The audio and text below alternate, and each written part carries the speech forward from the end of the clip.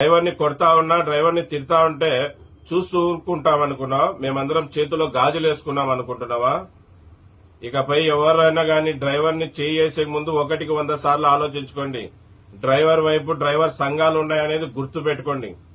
ఎవరైనా గాని ఇకపై డ్రైవర్ని కింద దూషించినా, డ్రైవర్ని కొట్టినా ఏ ఒక్కరిని వదిలిపెట్టాం. ఖచ్చితంగా మీ మీద చట్ట ప్రకారంగా చర్యలు తీసుకుని మిమ్మల్ని ఊసలు లెక్క పెట్టిస్తాం. గుర్తుపెట్టుకోండి. ఏంటయ్యా, రాత్రి పగులు తన కుటుంబాన్ని వదిలి రాత్రి పగులు మీకోసం కష్టపడుతుంటాడు. తన భార్య పిల్లల్ని వదిలి మీకోసం ఎక్కడెక్కడో పోయి మీకు సంపాదించి పెడతా ఉంటే జీతం అడిగిన పాపానికి అతని మీద దాడి చేస్తారా?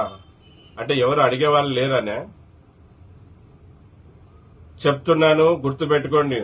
ఓనర్లకి, ట్రాన్స్పోర్టర్లకి, ఇకపై డ్రైవర్లకు ఎవరన్నా గిన కొద్దిగన్నా ఇబ్బంది పెట్టాలనుకుంటే మిమ్మల్ని ఎవరిని వదిలిపెట్టేది లేదు.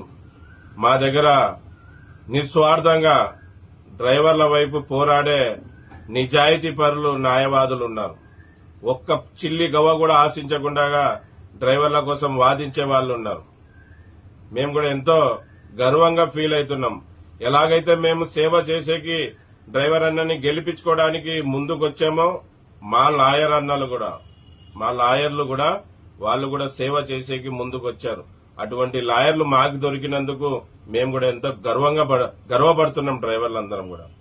మరీ చెప్తున్నాను, ఎవరైనా గాని డ్రైవర్ల మీద చెయ్యి ఎత్తాలనుకున్నారా బాగుండదు. గుర్తుపెట్టుకోండి.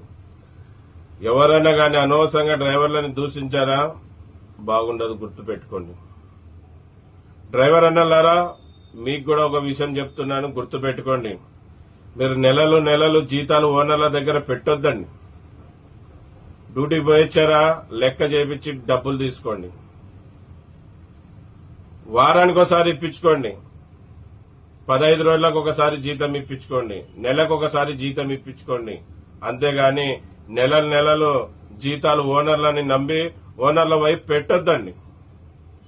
ఎందుకంటే ఈ ఓనర్లకి వేరే లావాదేవీలు దండిగుంటాయి. వాళ్ళు మన డబ్బులు ఇచ్చే లోపల ఇలాగా అనవసరంగా మనని దూషించడం, మన మీద నిందలేయడం, అలాగే మనని కొట్టడం కూడా జరుగుతుంది. డబ్బులు ఇచ్చే చేత కాక. మళ్ళీ డబ్బులు ఇచ్చే చేత కాలేని వాళ్ళు డ్రైవర్ని ఎందుకు పెట్టుకున్నారో నాకు కూడా అర్థం కావడంలే. చేత కాకుంటే, జీతం ఇచ్చే చేత కాకుంటే నువ్వే బండి తోలుకోవాలా. మళ్ళీ డ్రైవర్కి నెలలు పని చేయించుకొని జీతం ఇచ్చేకి ఏంటి నీకు బాధ? జీతం అడిగితే డ్రైవర్ని కొడతావా? జీతం అడిగితే డ్రైవర్ని తిడతావా?